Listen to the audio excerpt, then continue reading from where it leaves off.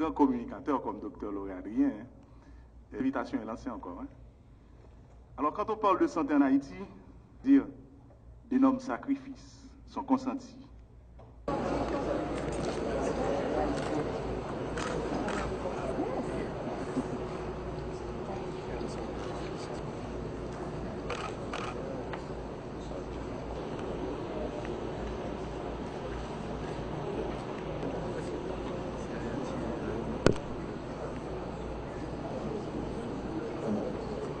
Madame la ministre de la Santé, Mesdames, Messieurs les ministres du gouvernement, directeurs généraux et les grands comités de l'État. Les assises nationales, les assises générales de la santé, doivent être assimilées à une démarche pour plus de démocratie sanitaire. L'objectif doit être de donner la parole aux usagers du système, aux malades, aux citoyens. Plus qu'une consultation technique sur des thèmes précis, il s'agit de sortir du débat de la confrontation d'experts et de tester des méthodes nouvelles de participation. Il faudra donc une large décentralisation. Et en ce sens, le comité de pilotage national devra donc s'assurer de l'organisation des assises régionales ou départementales en misant sur la mobilisation de la population sur les questions essentielles de santé. Mais les assises générales terminées, il faudra surtout se poser deux questions. Comment se sont-elles déroulées et que vont-elles apporter à la définition des politiques de santé? Il nous faudra donc tenir compte des attentes qui vont émerger de ces assises, tout en restant lucide et cohérent pour ne pas tomber dans le piège paradoxal du trop-plein d'informations. Informations tellement diverses que nous aurons du mal à nous faire une opinion et à hiérarchiser ces éléments dont on dispose. Soyez rassurés, mesdames et messieurs, que nous n'avons pas au ministère de la Santé publique et de la Population pour objectif de faire un autre débat, un débat de plus. Il s'agit de faire un véritable état des lieux pour mieux répondre aux exigences, je dirais, du président de la République et du Premier ministre, c'est-à-dire de partir de l'existant pour améliorer l'existence de nos sœurs et frères. Les assises générales de la santé, comme nous l'avons dit, doivent permettre d'ouvrir des voies nouvelles en matière de démocratie sanitaire à travers la concertation et la participation. Si cette démarche venait à permettre d'améliorer la qualité et l'efficience du système de santé et à développer une meilleure communication entre les professionnels de santé et les citoyens, alors sans doute l'objectif essentiel de ces assises sera ou aura été atteint. Madame Y, c'est une femme d'agriculteur, mais qui habite dans une zone où il n'y a aucun dispensaire, où il y a un dispensaire, et ces institutions, dispensaires et centres de santé sans lit, représentent 73% des institutions de notre pays. Mais malheureusement pour elle, l'auxiliaire ne peut pas être présente et elle n'a pas été remplacée parce qu'elle est malade ou des fois parce qu'il n'y a pas de budget pour pouvoir le faire. Tous les deux, ils vivent proches d'une zone où les eaux usées et les détritus attirent les moustiques et les mouches, où les marchands étalent à même le sol les produits qui seront consommés par cette population. Leur maison se trouve à un carrefour où passent beaucoup de motocyclettes. À proximité, on peut retrouver une boutique qui vend de l'alcool, des cigarettes, des boissons sucrées ou des produits avariés à des prix avantageux. Or, nous avons la responsabilité de protéger ces gens. La question que je me pose, sont-ils protégés quand ils font face par rapport à cette situation? Nous aurons pu continuer notre réflexion pour ces Haïtiens riches ou pauvres, se trouvant dans nos différentes communes ou même à la capitale, où le système de santé fait face à l'insuffisance d'équipements, l'insuffisance de ressources humaines, l'insuffisance de ressources financières. La situation exposée plus haut nous permet de faire le constat que notre pays est très loin des 3 dimensions qui définissent la couverture universelle en santé, à savoir la protection contre les risques financiers en santé, la disponibilité effective en services de santé de qualité, la diminution de l'exposition aux risques qui ont une incidence sur la santé. C'est pourquoi que nous sommes là, pour nous diriger vers des assises nationales de santé, où on va avoir des discussions avec tous les groupes de la population pour arriver à des propositions de stratégies concrètes afin d'arriver à la couverture universelle en santé, un financement équitable et une gestion de nos institutions qui permet une rencontre harmonieuse entre les prestataires et la population. On dit souvent que les changements ont la vie dure, mais toute l'assistance sera d'accord avec moi que quelque chose doit changer pour que nos femmes enceintes cessent d'être transportées sur une porte pour donner la vie.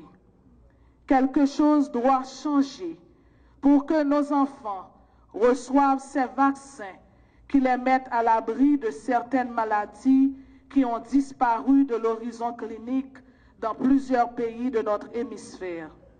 Quelque chose doit changer pour qu'une diarrhée, qu'elle soit aiguë ou simple, ne terrasse plus personne dans nos villes et dans nos campagnes. Quelque chose doit changer pour que la malaria et la typhoïde soient prises en charge dans les moindres recoins du pays. Mesdames, Messieurs, dans un pays où tout est prioritaire, il nous faudra certainement faire des choix judicieux en termes d'investissement. On devra batailler ferme pour vaincre l'incurie administrative qui gangrène l'administration publique haïtienne sans nullement épargner le secteur santé. Le peuple haïtien accomplit toujours des merveilles chaque fois qu'il accepte de s'asseoir autour d'une table pour discuter pays et prendre des résolutions pour changer les choses qui méritent d'être changées. C'est cette idée qui va traverser les esprits lors de la tenue de ces assises nationales de la santé dont les extrants sont attendus par tout un chacun.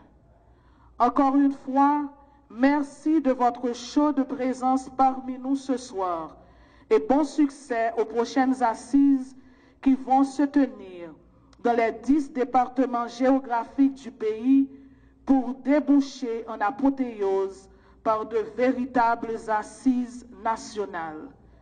La population haïtienne nous attend tous à ce carrefour historique de la mise en place d'un système national de santé vraiment performant et conforme à ses aspirations légitimes, et nous avons cette obligation de ne pas les décevoir.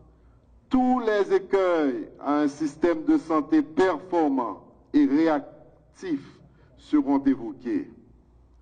Le respect mutuel, l'écoute attentive ainsi que la tolérance doivent valoir lors des débats.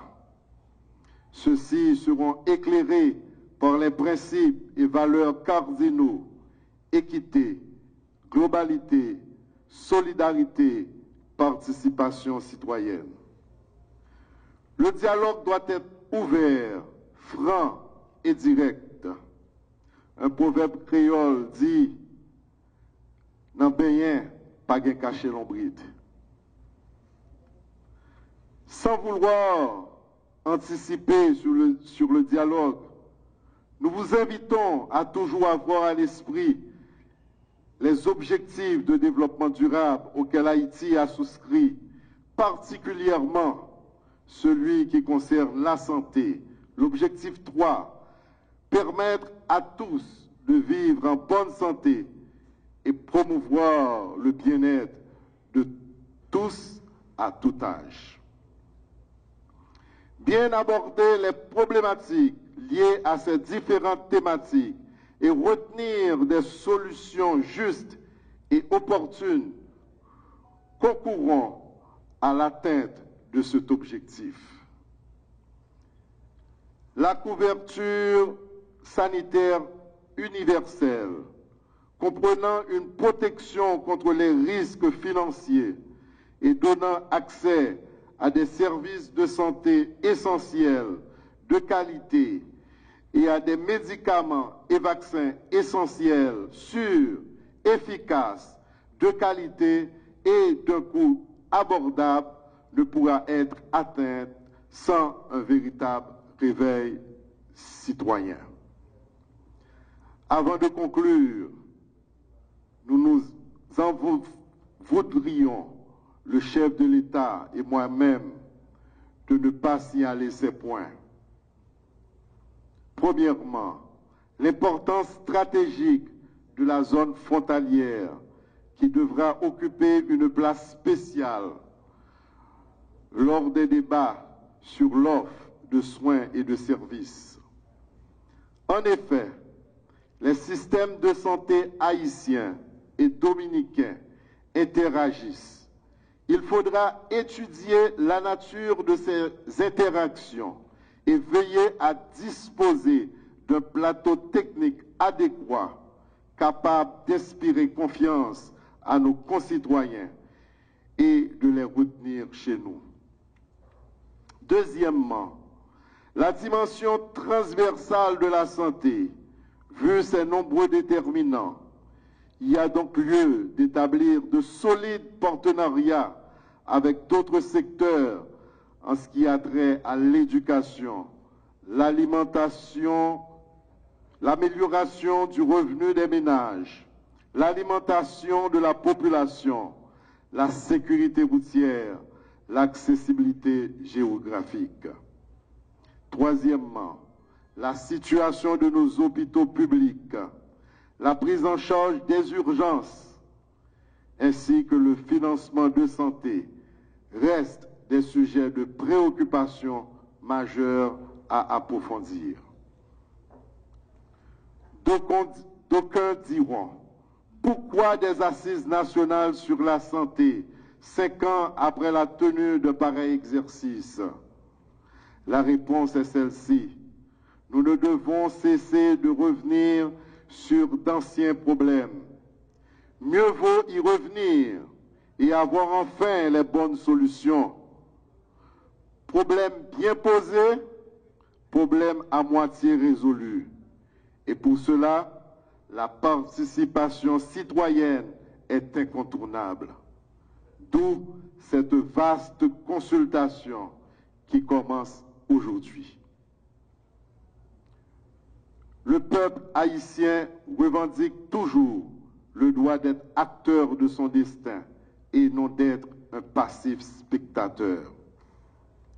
Soyons tous des acteurs qui construisent des lendemains meilleurs pour nos concitoyens. Soyons tous des agents de développement pour notre contribution à ces États généraux.